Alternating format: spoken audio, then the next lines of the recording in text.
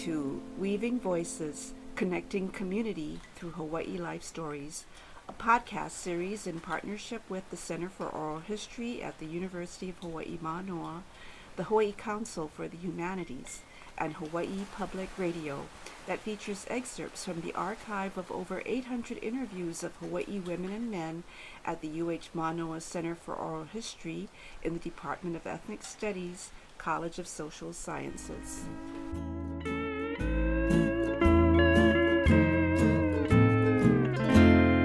There are many threads to the history of Waialua. The first sugarcane plantation started there in 1865, but it wasn't a success until decades later.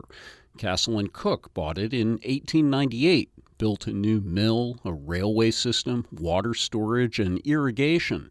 Fast forward to 1991, and the Waialua Sugar Mill produced 8% of the sugar in Hawaii. And 5 years after that, in 1996, it was the last sugarcane plantation to close in Hawaii. Waialua's relative isolation meant change came more slowly than in some communities on this island, and you'll hear more from these interviews, which were conducted in the summer of 1976. We start with Lorna Burger, who was born in Waialua in 1905. Her Hawaiian mother was from Lahaina, and her Hawaiian Chinese father was born in Waialua, where he was a jailer. She was one of 12 children, attended Waialua Elementary School, and her continuing education took her to McKinley High School at the age of 14, and she actually finished school in Greeley, Colorado. While she came home on weekends from McKinley and visited, she didn't move back until 1965. She taught at Kalakaua, Farrington, and Mānoa schools, and she played Hawaiian music and sang, and occasionally did that professionally.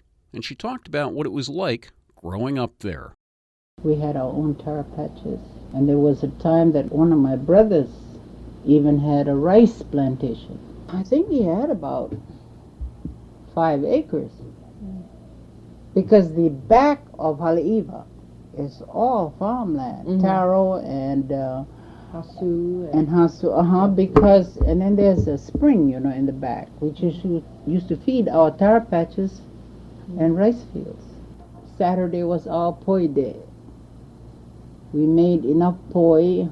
Actually, I think we had 2 barrels that were about 3/4 full of poi, which lasted the family for a whole week. We children had to go and do other chores, like taking the horses down to be bathed right across the way at the beach.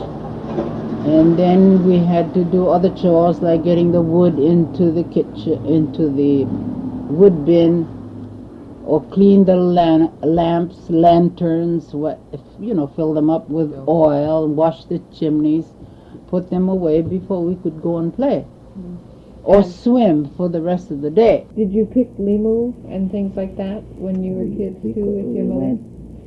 Limu fishing, we went ʻopihi fishing. Oh, we did everything that the old folks did. Did they have big ʻopihis in this Oh area? yeah, all along here. All the way. In fact, we would go from here to just a little ways up, enough. And they were good size. Oh, for heaven's sake. Good size of ʻopihi. And you'd have to go early in the morning when the tide is low, and we just dive, all around and take whatever we want. But no more. You can go all day and you find one. If you're lucky. And, and the fishing is the same. Fish holes were destroyed by these divers putting Clorox in it. Once they do that, the fish don't come back. Did you folks make your own salt? We gathered our own. Every summer we would go to Waimea. The reef, the shoreline, was taken for the army when they were building the roads during the war. And so much of the reef is gone. But anyway, we used to go up there, and we had our own little pool. Each family had their own section. August or July, depending on how hot the sun was, you'd have these beautiful flakes. We made enough salt to last us a year.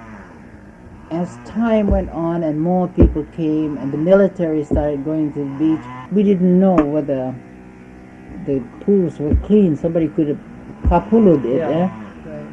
and we used to find beer cans in the pools, so we stopped going. Our second interview reflects much the same time period as the first. Patrick Arnold Jack Wong was born in 1899 in Papaiako on Hawaii Island. His father had emigrated from China in the 1880s. The family moved to Waialua after Patrick was born, where his father became an interpreter for W. Goodale, the first manager of Waialua Sugar Company. Patrick left Waialua to attend St. Louis High School, next going to the University of Dayton and on to Hong Kong in Brazil. In 1953, he returned with his family to Hawaii and worked for American Security Bank until he retired. And in his interview, he started talking about his father. Can you describe what your father did exactly for Mr. Goodale? Oh, he was just a simple interpreter. Whenever there's anything to be done, where they require an interpretation, all my father. And then my father has a shop, only about a few hundred yards from the sugar mill. And in Waialua at that time, on the Waialua side, not far from the Waialua school, there used to be a Chinatown there. There used to be a Chinatown when Chantim was there, when that Yihop was there. And then further over in Haleiwa, there's a Yi Chan, the store. There was even the Chinese drugstore and Chinese restaurant and so forth around Waialua. And then they have another Chinese shop near the bridge over in Waialua, just below the bridge there. I remember that well. You see all Chinese talking, and then they play paikao. Were there rice plantations? Yes, the rice plantation is Mokoleia and Kauai Hapai. They import water buffaloes and import all the implements for cultivating rice from China. They have those old things. Oh yes, we used to go there. Wasn't that quite expensive to bring? No, in those days it's not expensive at all. That's why they could afford it. That's only a short distance from our house. Oh. Mokoleia. That's where the rice used to go over the states. Not like now, coming from the states.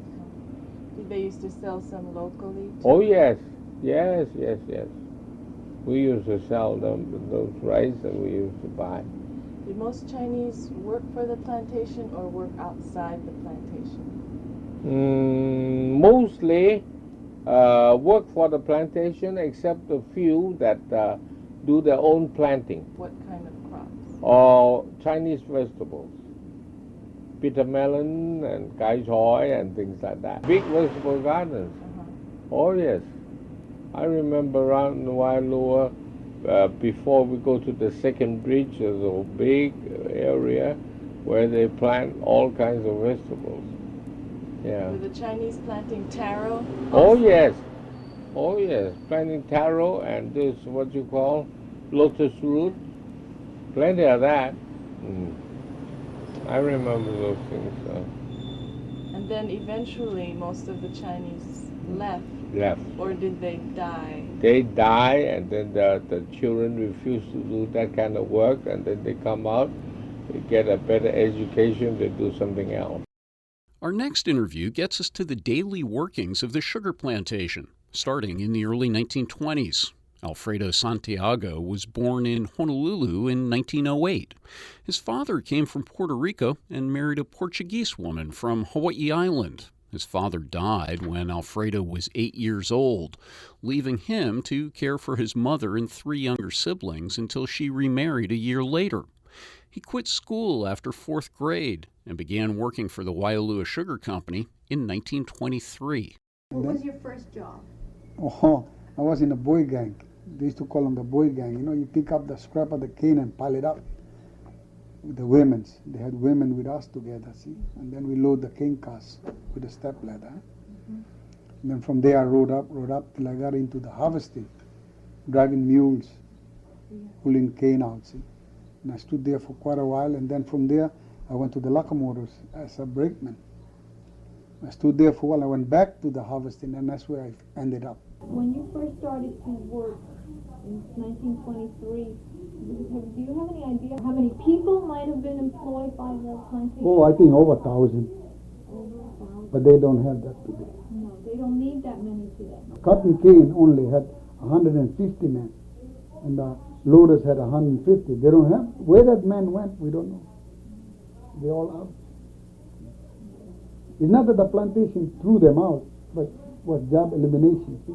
Gradually, they improved themselves, how to get things done. So the man kept on going. Even the Puerto Ricans, where they went, most they went to Oakland, all to the mainland. See? Haywood, Oakland, they all back there now. Most. If there were still jobs for them here, because this plantation never laid anybody off. No. If there were still jobs for them here, why do you think they left? Well, I don't know. They just probably thought the mainland was better, and they took off.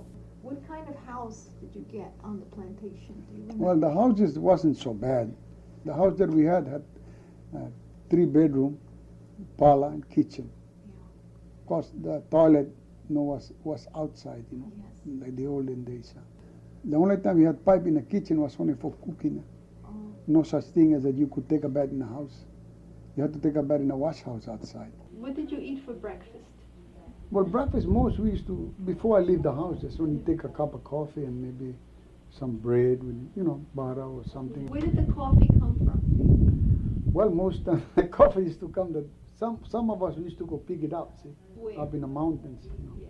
and then we used to fix them home, dry them, and then my mother used to roast them, and then she used to grind them with a grinder, and then she makes powder out of it. See, not like now, more on the powder side. And then she used to get the strainers. She make the hot water and put the coffee inside, so many spoons, and she got another tea kettle where she pour it and run the water through that bag, and then turns to the, makes coffee. And where in the mountains? Way up in the mountain. Ooh, it's way up. Which side of Waialua? Waialua. We used to go up, way up, go pick it up, put them in bags, and my stepfather they had a horse, and then we used to load them on a horse, bring them down. Then after a while, of course, the coffee started to come from Kona and all that. See? Those coffee trees are still there? Oh, the yeah, mountain? they're still there. Do you go get coffee? No, from not there now, not now. Why not? Because why you buy it in a store now? You don't have to. Easier. Them days was better off to pick it and make it than go out in the store and buy it. Our next interview mentions a bit of a familiar theme today in the days of the pandemic, the flu epidemic, which was raging in Hawaii in 1920. David Mahoe, of Hawaiian and Japanese ancestry, was born in Haleiwa in 1910. At least 5 generations of Mahoes descend from Haleiwa. He attended Haleiwa Elementary and Lelehua High School, dropping out during the Depression. He was one of the few Hawaiians to work for the Waialua Sugar Company. Do you ever remember Queen Liliuokalani coming down to the summer house down here? Or? No, I was too small at that time, I think. I don't remember, but my mother told us where she would come. Right down there by the garage now. That building is no more. She used to come with her maid and everybody. That's her summer resting place. So tell me about now how you got the food or the main things that were in your diet. You of course ate a lot of poi. Yeah. What else did you eat when you were a little kid? Summer month there, the wama, it's wama. Yeah. The wama and moili are plentiful during the summer month. So early in the morning they would wake us up. Go down there, we surround one time, just enough for maybe a couple of days, maybe 3-4 days, and then we go again for get some more. Did you dry the fish, or just Yeah, eat them right then? They cook it, and majority of it they have to fry them. They salt it and fry them. Dry it up. No? Otherwise, it wouldn't last. No more ice box. Yeah? Right. So most of the way you preserve things was drying. Drying, right? yeah. Even what's opo too. Opo. That fish only come when the mountain have heavy rain during the winter months. And that fish come down with the water. See? Yeah, about this big, but a lot of bone. Everybody used to go when after the water is calm down, slow flowing. All the kids used to go hooking. It's a lot of fun, and that fish too we cook and dry it up too. Did you have a garden or raise vegetables too? Most Hawaiian they hardly have garden, no. Only the Oriental. Yeah. Yeah, it's the only two major festivals they use. I wasn't that aware of that until now that I've talked to more Hawaiians. That's true. They didn't really introduce vegetables in their diet till later, right, till after more Japanese influence, I guess. That's right. The only other kind is seaweed, kind, but that's not vegetable, no. Do you remember in 1920 the flu epidemic? You were still a little boy then, but do you remember that? My family, I don't know we lost, I don't know how many of them. But as a whole, the Japanese was the hardest, hitting the hardest, At the time with the Japanese strikes. Right. Everybody was living together. One family living in one room. How many people? They used to live with Hawaiians, they used to live Portuguese, anybody did. That's why they were dying. Every day somebody was dying. What about your family? Did any of them get sick? Yeah, we all got sick, but somehow we didn't. no life was lost. Our last interview today is with a Filipino immigrant who worked at Waialua Sugar. Emigdio Cabico was born in 1909 in the Philippines, emigrating to Hawaii at age 17 in 1926 to work at the Waialua Sugar Company. He was assigned to work in the store because he could speak English. He became a plantation store manager after 10 years before starting his own store. 1926, not much people yet. So they start coming in 28, 29, period like that. So since everybody's young, 17, 18, 20, 21, they like to play. So we went around the camp, in each camp, convince them that why don't you make a team in your place, and we challenge each other. So those who are smart how to play volleyball, they make a team volleyball. Those who make smart in baseball, they make team baseball. So in each camp they got volleyball team and baseball team. And every Sunday in the park we have a baseball park, big crowd, because we challenge in each camp. We challenge. I do the score and I do the planning and everything. Which team gonna play? So that's what we do those days. And sometimes, of course, those who are wanted to play volleyball, they make their own team. So when Saturday night, we challenge in each camp. So what we did, so that we have something to show to the people. If we agree, the loser will buy 5 cases of soda water. And then you have to pass all around the people. So that's what they used to do. Same thing with the volleyball. The loser had to buy everything. So whatever they decided, 10 cases soda water and donut, if 10 dozen donuts, whatever they agree. After the game, everybody's full, because they got donuts, pastry, and drink like that. But there's no liquor, no liquor, only soda water. Oh, in each camp. In each camp. So, did they have any like different ethnic group teams like that, like Japanese teams? No, there's none. There is none. The Japanese they have a baseball. And they play among themselves. They play among. Well, they play every rural, all the Japanese team.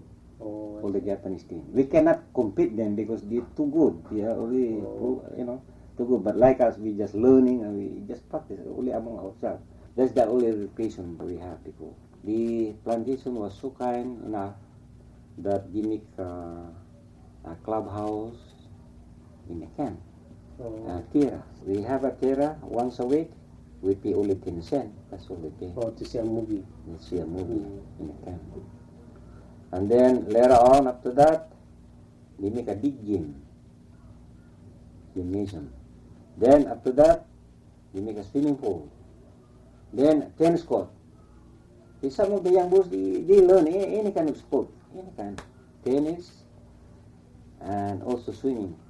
Oh, we used to learn how to swim too in a swimming pool. This look back at Waialua in the voices of many who lived there is brought to you by the Center for Oral History, the Hawaiʻi Council for the Humanities, and Hawaiʻi Public Radio. I'm Bill Dorman.